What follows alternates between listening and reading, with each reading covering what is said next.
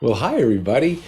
Welcome back. It's so good to have you with us here. And we have a smarter branch network design marketing to do, and I want to get you going. So let's do this. As Chief Experience Officer for Adrenaline, Gina develops brand experience strategy both for the company and key client accounts. She believes in a consumer centric, strategic approach for brands, creating meaningful experiences across all channel touchpoints.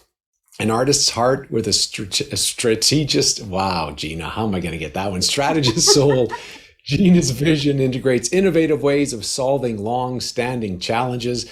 And thank goodness she's here because her speeches work way better than mine. Hi, Gina. Hi, Dave. I like strategist. I'm going to go with that. Good. Well, you take it away, and I want to remind people put in the questions and on Slido, and I'll bring those back to Gina towards the end of her presentation. Well, it's a pleasure to be speaking with all of you virtually today. I miss seeing people's faces in person, but uh, we'll take this version.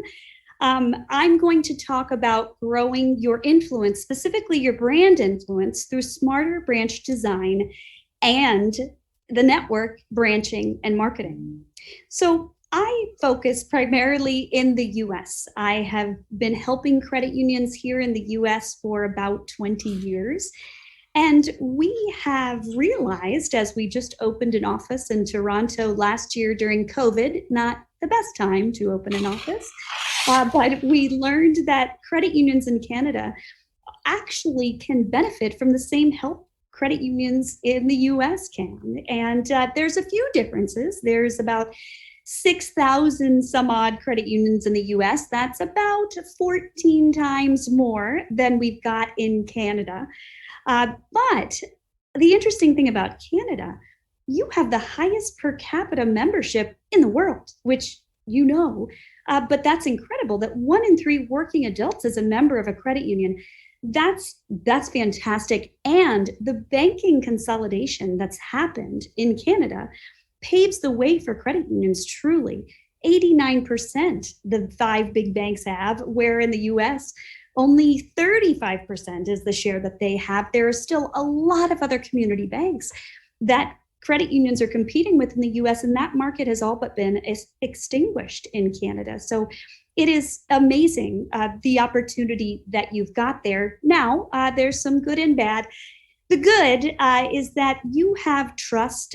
You have built trust over time through the positioning of credit unions, of who you are, of who you serve, and what you stand for, and being born of the communities you're in. But there has been a battle going on with big banks. That battle is really one of trust versus time as far as the battle for consumer mindshare.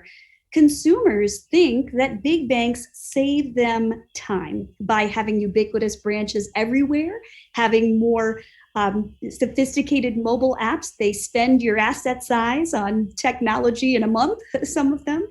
And so that battle presents some challenges, and really big bank domination has still ruled the day across North America. But now trust has taken on a new, really, echelon of importance across this continent, especially post COVID.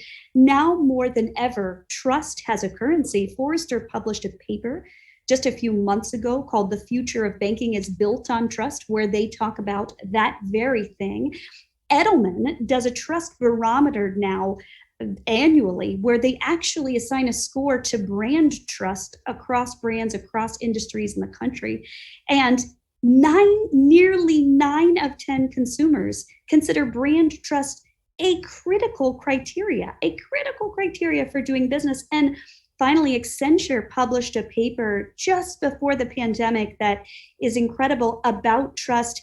It is really validating all that we've always kind of known to be true, which is that if you build advocacy by truly helping people with their financial well-being, you will get more money in business in return, to the tune of revenue increases by up to 9%. So that was some significant findings supporting trust. And also, trust is local. Trust is local. Local means more now than it ever has.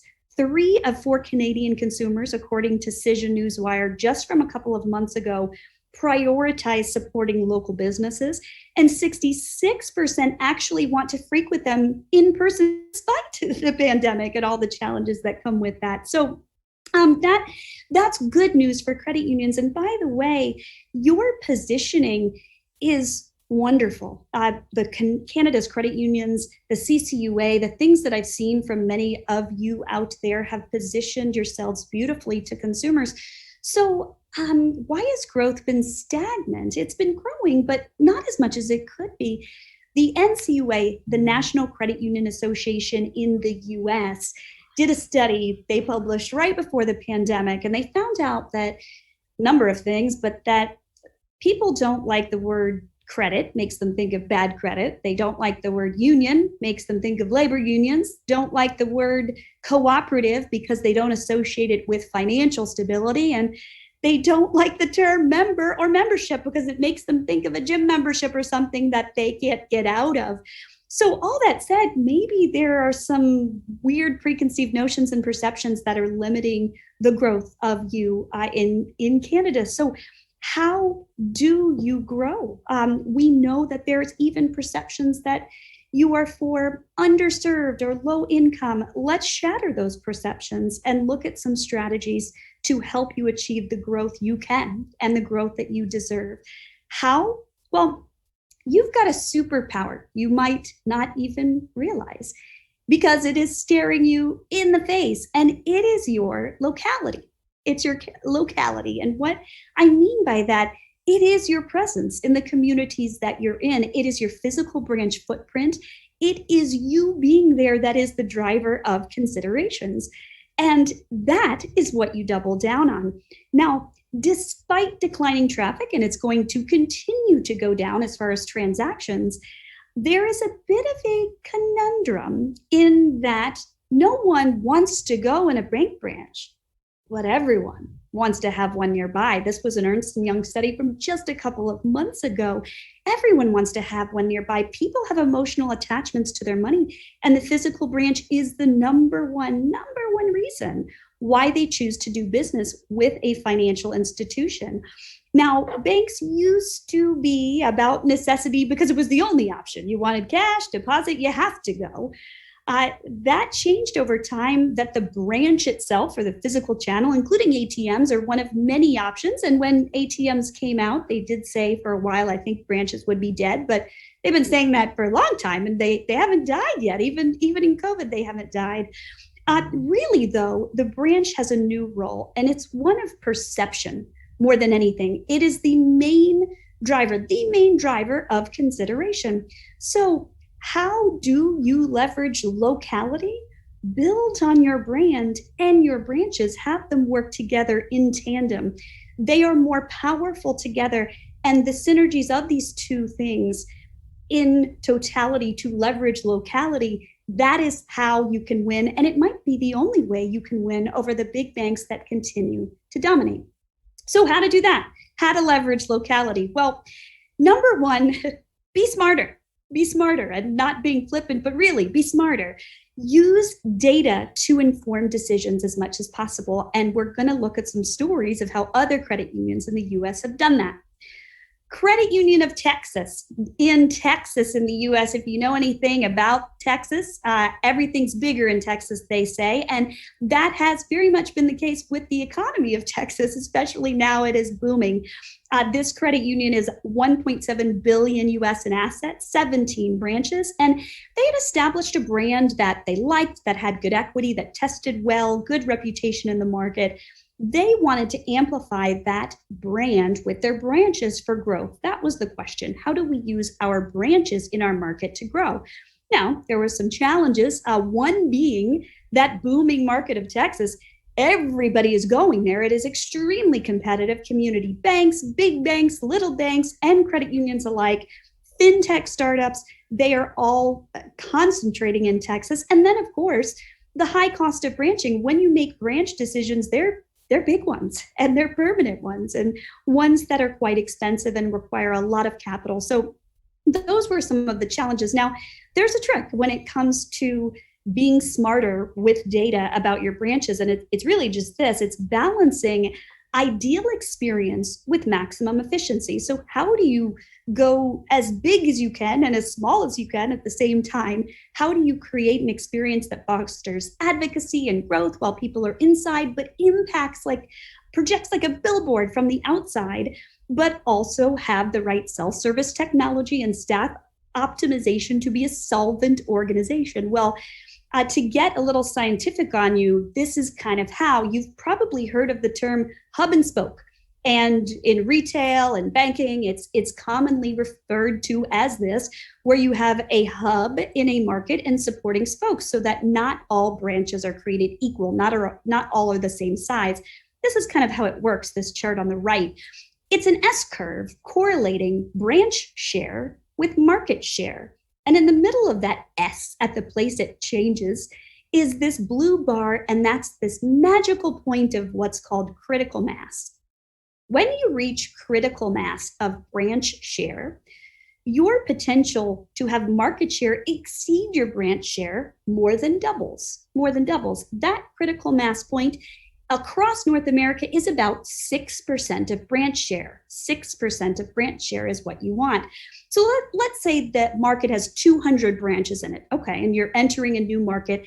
How do I get to achieve the network effect? Well, I can't just build 12 immediate huge branches. That's not feasible or practical, and my CFO wouldn't be very happy about it. So maybe I go year one and I plop in a standalone that looks like this, a storefront, a couple of remote self-service locations.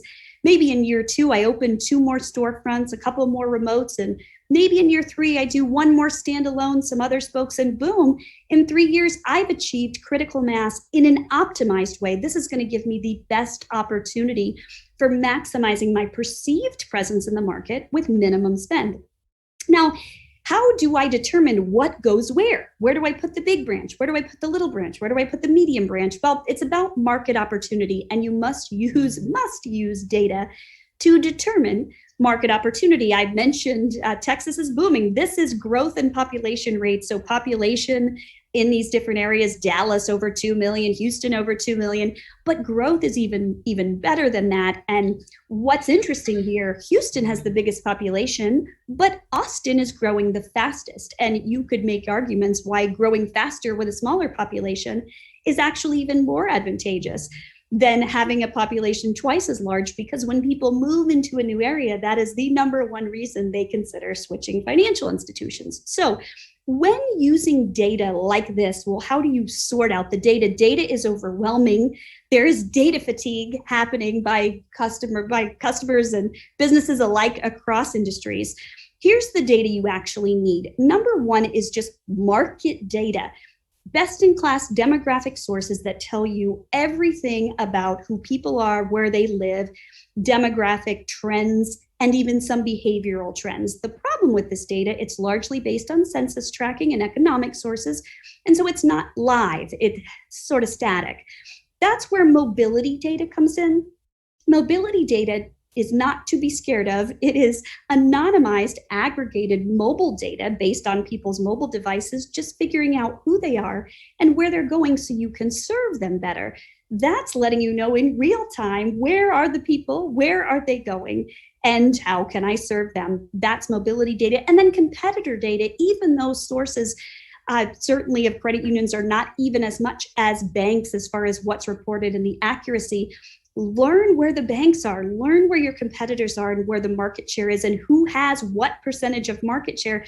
And finally, use the scariest data of all, your own data. And we know that your own data is probably not where you want it to be, but looking at your own members, what they are doing and how you are successful and profitable, that is a key piece of this puzzle. So for Credit Union of Texas, they considered all of these data sources and the strategy aforementioned about hub and spoke to figure out where to put what. And they began with this big branch we designed and built for them in a very booming area in Dallas, Texas.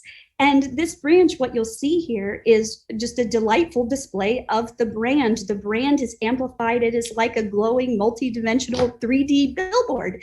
And there's a lot of visibility inside so that it projects outside. We're capitalizing on their color, and it is ideal from a layout perspective. Now, in an area nearby that isn't quite as advantageous, but still really important, for a third of the cost of that large branch, they did an end cap storefront. And end caps are wonderful from a retail perspective. They're nearby to other retail locations that people are frequenting. And if you can be on the corner as they are here, you get double exposure. And in this case, a drive-up ATM as well.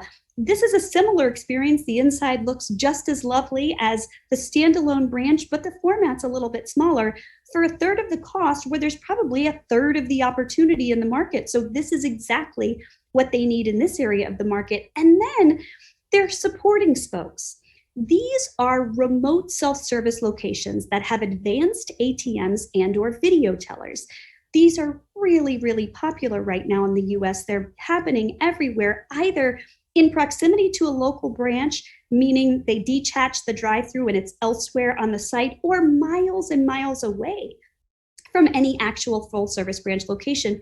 These are an eighth of the capital expense and an eighth of the operating cost. So that is why they're so advantageous. These are great strategies for helping you grow. And something else Credit Union of Texas did, they opened a student branch in a high school. These are high school students. It says Smart Branch by CUTX. High school students, run by high school students for high school students, helps educate them about finances, gets them hooked into CUTX and the credit union world at a very young age.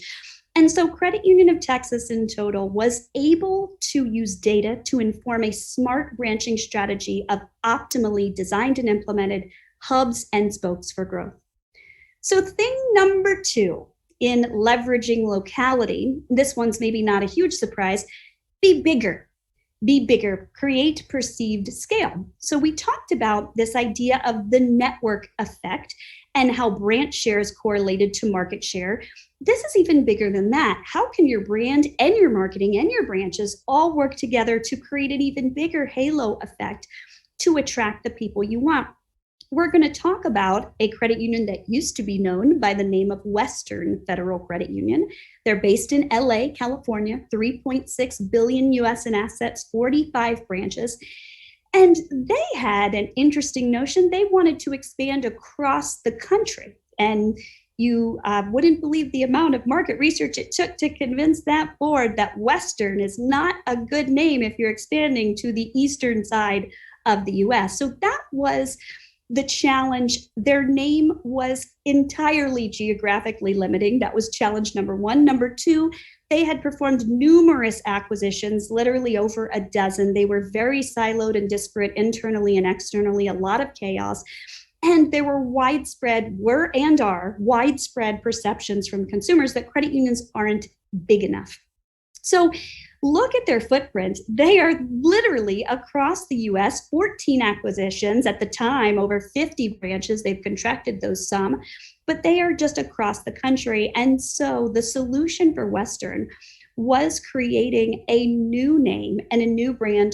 It was called Unify and is called Unify.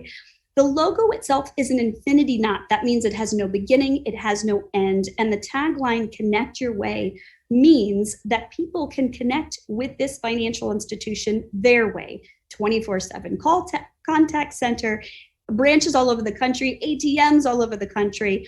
This was about connection with finances that has no beginning and no end. And their target was millennials.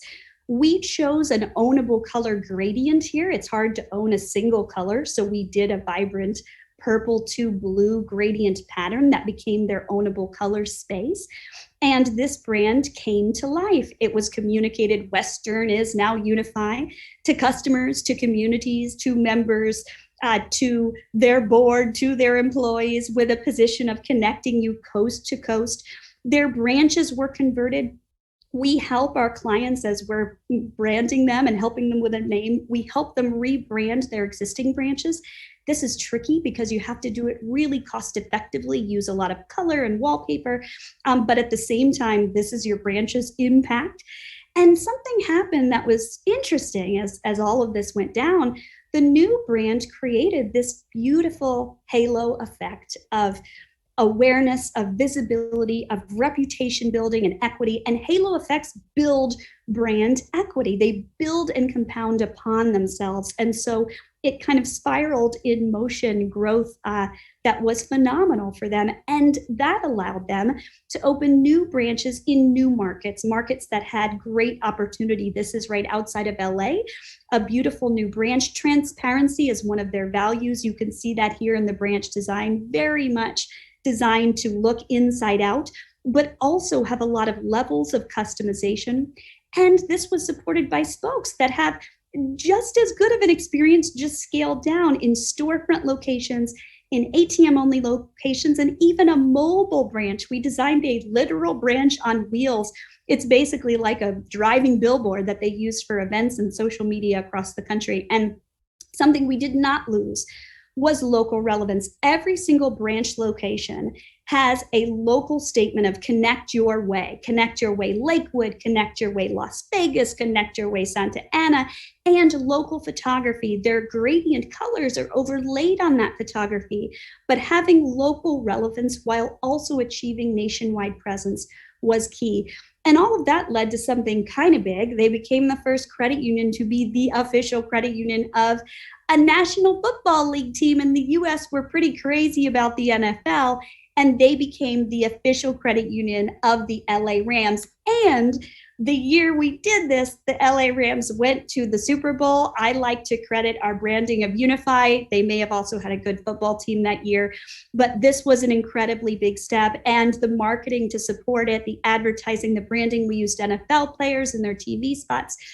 There was a co-branded debit card. There was all types of direct advantages that did worlds to grow their membership. So the solution for what was Western, what is now Unify, was using their brand, their branching, and the marketing of those things to create a halo effect. And the results were, they were 2.2 billion in 2016 when we began their branding. They are now 3.6 billion even through the pandemic. And after their brand change, CAGR, their compounded annual growth rate, more than doubled, probably the most significant stat of all. And okay, number 3 thing, how do you create locality and leverage your brand and your branches for trust? Well, this one is kind of an easy one. Just be who you are, be authentic, be genuine, be local, be authentic. And so let's look at another credit union in California. Don't be blown away by the beauty of their former logo, Kern Schools Federal Credit Union. Together we have something special. Good. 2.5 billion, 22, I can say that because I love them, 22 branches based in Bakersfield, California. This is a central area of California. And they had a question of, how do we attract new members in new markets? We had to expand outside of the market that we're in, which is right now Kern County, California. Now, we are beloved in that market. They really were. They had incredible penetration and awareness, but they wanted to extend into an area of California called the Valley, 9 other counties throughout Central and Western California. That was where they were trying to go. So that name and brand wasn't going to have too much relevance. Not only is it limiting Kern from a geographic perspective, and some of you may have geographically limiting names, but Kern Schools was the select employer group for which it was originally founded to serve. It was for schools employees. So it had Kern and schools. That was kind of a double whammy of limitation, highly limiting. And through our research, we found out over half of market consumers do not believe that they can join a credit union. This is not surprising at all. We see this in areas across the country and across North America. So we had to combat that as well. The end result was, to just show you without leading up to it, Valley Strong. We renamed them to a new name, Valley Strong. And this brand was built for working class Americans who had pride in the Valley. Through our research, we found out that people in the Valley love the Valley. They don't love LA, actually. They don't love our other clients, very different clientele, but they love who they are, and they are proud of their Valley roots. They are aspirational. They believe in the American dream, and this brand was created for them. It was literally reflecting these communities throughout the Central Valley of California, positioning expertly as they'd always been there. Our roots run deep, serving the Valley since 1938. So even though we're going into new areas where we aren't currently, we have been here, and we've been a fabric of this community for a really long time. And you see that fabric reflected in the earth tones, in the green natural colors, in a beautiful illustrated crest that is their logo that we created of a valley that represents their new brand. And as the branches changed, some were worried there was going to be mutiny and riots in the streets of Bakersfield, California, because the Kern brand was so beloved, and it really was. But what ended up happening is, because of the way it was positioned as something good and something special, something meaningful, even the biggest naysayers became advocates of this brand, even people that loved Kern schools. And so we were able to help convert their current markets to lovers of a new name and brand by connecting it to who they were, but also build a brand that they could expand with. Benefits the big banks can't touch, helping people and communities prosper. And proximity marketing in and around the branches. I talked earlier about the power of the branch location. Having geo-targeted proximity marketing using that mobility data I mentioned earlier, that is incredibly powerful, and having very select targeted mobile ads that are getting to people that are passing by your branches every day. A second story of authenticity to show you we don't just operate in California and Texas. Now we're going to the East Coast of the US to an organization known as Citadel. And what you might notice, they're 4.5 billion, 25 branches. They're in the great, beautiful area of Philadelphia, Pennsylvania, Philadelphia. Citadel's missing something on their logo. I don't know if you can tell what it is, but it's the word credit union, or the words rather, it's not there. Citadel had actually gone about creating a deliberately ambiguous strategy. They didn't want to embrace credit union, and I'll explain why. They wanted to attract more members in their current market. So unlike Kern, who was expanding, they were trying to double down where they were. And they thought that, in a way, pretending to be a bank would actually mitigate some of the negative perceptions about credit unions we talked about earlier, when really it was a differentiator for them. So in addition to that challenge of not having claimed credit union, and the head of marketing said, when you pass by a Citadel branch, you don't know if it's a bank, a school, or a school of wizardry. It could be anything. You don't know what a Citadel is, especially if the tagline's not there and you're just seeing signage. So not claiming credit union was an awareness problem. Big banks dominated in Philadelphia, as they do across most urban areas of the US. And then there was a third little problem, COVID. COVID hit right in the middle of this rebrand, and that sent everything in a way into a tailspin, and then back again. And I'll explain why. We were not renaming Citadel, but we brought a new brand to Citadel that reflected everything about who they authentically were.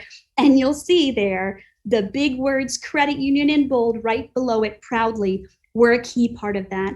The Citadel itself, the identity, was a modern depiction of a citadel, a fortress of strength, but also a C with an upward facing arrow. And a new brand we built around it was about strength. And what we found out, even through the pandemic, before this brand launched, was the brand platform we had developed that it was going to launch with about building strength was as relevant for a COVID pandemic struck world as it was for before that happened, and will be for years to come. And that's because it was built on who they are.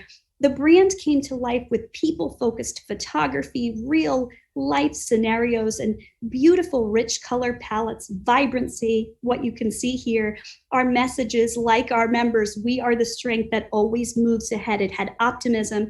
And after the hard decision of to launch or not launch, and we launched, the Building Strength Together, even post-COVID brand, had incredible resonance in the community. It bonded employees together and communities together. So both of these organizations on opposite sides of the US with completely different strategies, Valley Strong wanting to expand out of their current market, Citadel wanting to expand in their current market, both of them used a strategy really of authenticity to connect with their roots and build on them to help create new growth. And so, in totality, how can you grow your brand influence with smarter branch network design and marketing? Number one, be smarter. And that is about using data. It is about smart branching, most notably, because that is the most expensive channel, but also the most important and the reason people choose you. Number two, about being bigger. Consumers want scale. They want perceived ubiquity. And so the reason perception matters in everything, in advertising and branding, is the reason it matters now more than ever for you to compete with the big banks. So like Unify did, by combining their brand, the marketing, and the power of the branches, that created a halo that made them something that compounds on itself positively. And finally, be authentic. Be just who you are. Being a credit union is awesome.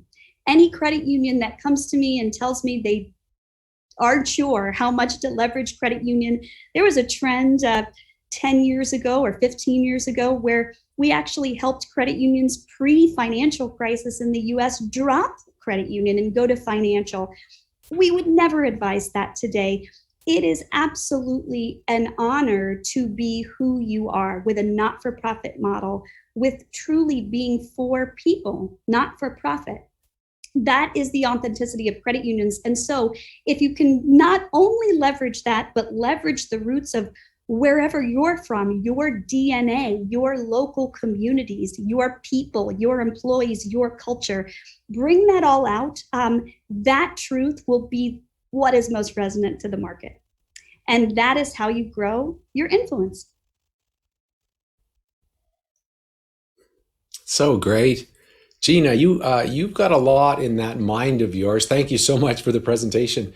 I have a bunch of questions for you, so I'm just going to throw them right at you if that's okay. Let's do it. The first one, I have a couple of naming questions. One is you talk about geographically limiting names like Western.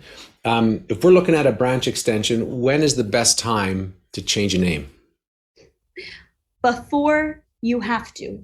Before you have to. And I say that because of many a beloved client to remain nameless that had decided that they wanted to expand. And then when they tried to expand into a new area with a name that they did not uniquely own, they found that either their current name wouldn't be resonant, or maybe there's another credit union or bank in that area with that same name. The trademarking landscape it's a tough one. It is, intellectual property is as cutthroat as it's ever been, and getting something that is truly uniquely ownable is difficult, but it is also highly, highly valuable. So think about before you're going to expand, if geographic expansion is in your strategy and your name may not serve you because it's geographically limiting or not ownable, the time to think about naming is before you expand, not after. I live in Calgary, and our NHL team here is the Calgary Flames. And people say, why do you have the name the Flames? And I say, because we bought the team from Atlanta, which is interesting because Flames have nothing to do with Calgary at all. I have another one that's related though, Gina, that I'd like your thoughts on. We are in the midst of some acquisitions. Combining team has been challenging. Combining systems has been challenging. But by far, the most stressful piece of this is finding a new name. Do you go with a website you can buy? Do you get something against the competition? Do you get something that's easy to pronounce? Can you give us some insight into picking the right name? Yeah. Well, first, whoever asked that, it's all of those things, all of those things. And it is not for the faint of heart. And here's some important things to remember as you embark on considering a new name. Number one first is do we really need to change the name? As much as I seem to be advocating for name change, I advocate just as much for not changing if you don't have to. Can you build on it? Does it have either neutral or positive equity? And does it have enough ownability? But chances are, if it's not uniquely ownable, you probably need to. And enlist professional help. And I say this too because there's been many clients that have tried to do it themselves thinking anyone can name, I can name. And there's two reasons why you can't. One is availability. If I asked you, Dave, right now to come up with 20 credit union names, I'll give you 100 US bucks that all 20 of them are already taken and not available. It is very, very difficult to find available names. And the second is subjectivity. When it comes to naming, I went through this with my husband when trying to name both of our children. There is a tremendous amount of subjectivity in name choices. I like that. I don't like it. Why? I don't know. I don't like how it sounds, or I do. So you have to take as much subjectivity out of it, but with objectivity, and include testing. Market research testing is a great way to do that. So get corporate alignment, ideally have outside facilitation or consultancy help, and absolutely leverage market research throughout the process. And may the force be with you. It's not easy. It's not. I learned in my marriage that whatever my wife said during labor, that's fine. I just agreed. So when we came to names, I was just like, that sounds very good. Another question. What are your thoughts on branch design around the coffee shop concept? Any examples and results? Capital One has pursued this strategy in the US, I believe. Yes. And uniquely, we helped Capital One with that strategy. It was a while back when the ING acquisition happened, and they chose it because of ING. ING, I can't speak enough wonderful things about that organization. ING had discovered that in places where they had cafes, they were really the first cafe, they had 3 times as many customers as in places where they didn't. And they thought, there's something to this. So there is a real value to having a physical presence and to creating a third space, which is what cafes do. Now, what ING did, and Capital One is working towards on a bigger scale and much more scientific way. In that merger, Capital One was the science and ING was the art, and those two things came together. I toured every single one of those cafes before we helped Capital One enact their version of the strategy of it. And what was brilliant about ING is they were all built around their individual communities. They gave autonomy to their branch managers. Want to have an art show? Want to put a gallery on the second floor? Do it.